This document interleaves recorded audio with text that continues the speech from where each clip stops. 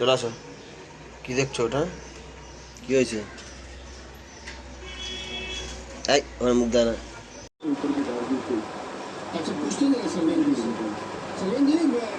নাও নাও।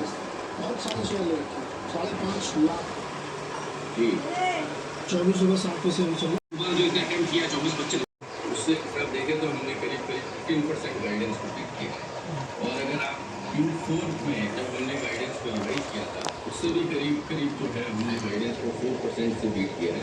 तो इसमें दो रीजन है। एक रीजन तो डेफिनेटली ये जो वेल्थ मैनेजमेंट মা বানাচ্ছে আলু কুমড়োর তরকারি। আজকে দুপুরে তাড়াতাড়ি খেতে বসে গেলাম, যেহেতু বাড়িতেই ছিলাম। আর এদিকে মা আলু কুমড়ো বড়ি দিয়ে বানিয়েছিল তরকারি। আর গতকাল হাঁসের ডিমের তরকারি করে রেখেছিল, সেটা ছিল 1 পিস। মা বলল খেয়ে নে, তো ওটা দিয়েই আজ দুপুরে খেয়ে নিলাম।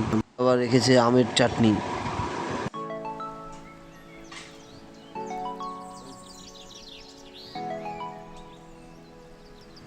আমি যখনই খেতে বসবো গুড্ডি আমার সাথে বসবে। আমি ওকে যদি কিছু না দিই তাহলে ও আমাকে বিরক্ত করে ছাড়বে। আমি যা খাবো তাই খাবে। তাই একটু আলু দিয়ে দিলাম, খা। সন্ধেবেলা একবার আসলাম দোকানে একটু চা খেতে। অন্যদিন সন্ধেবেলায় বাড়িতেই চা খেয়ে নিই। ঘরে যাও, যাও ঘরে যাও, যাও যাও যাও। বাড়ির দিয়ে বেরোতে পারে না তো গুড্ডি, এ ফাঁক পেলেই বেরিয়ে আসে। কেউ যদি বাইরে বেরোয় দরজা খুলে, ও ফাঁক পেলেই বাইরে বেরিয়ে আসে। আজকে আর বেরোইনি, সদরপুর থেকে বাড়িতেই ছিলাম। তো অন্যদিন তো বন্ধুর বাড়িতে যাই, আজকে আর বন্ধুর বাড়িতেও যাইনি। গাড়িটা রয়েছে বাইরে, তো এখন গাড়িটা গ্যারেজে দিয়ে আসবো।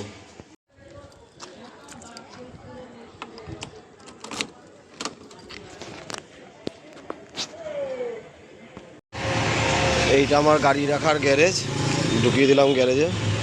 রাতের জন্য মা এখানে তৈরি করে নিয়েছে ভাত। এখন রাত্রি 10টা 20, তো মাকে বললাম খেতে দিয়ে দাও। তো মা ভাত দিয়ে দিয়েছে অলরেডি। আর সকালের ওই আলু কুমড়ো তরকারি ছিল, ওটা দিয়ে এখন খাচ্ছি। আর কালকে মাংস রান্না করেছিল, সেটাও ছিল ফ্রিজে। তা মা বললো ওটা রাখবো না, তুই আজকে খেয়ে নে।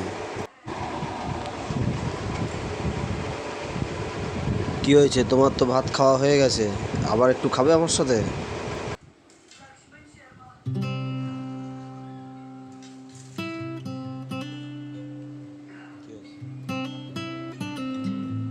যতক্ষণ আমাদের খাওয়া না হবে গুড্ডি আমাদের সাথেই খাবে।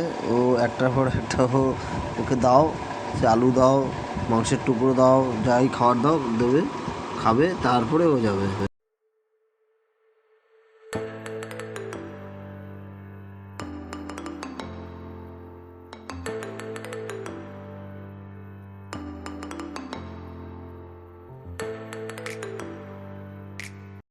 তো বন্ধুরা, আজকের ব্লগটা এখানেই শেষ করছি। যদি ভালো লেগে থাকে তাহলে প্লিজ লাইক, শেয়ার এবং সাবস্ক্রাইব করে দেবেন। এবং আপনারা ভালো থাকবেন। শুভরাত্রি। আগামী দিন দেখা হবে অন্য একটা নতুন ব্লগে।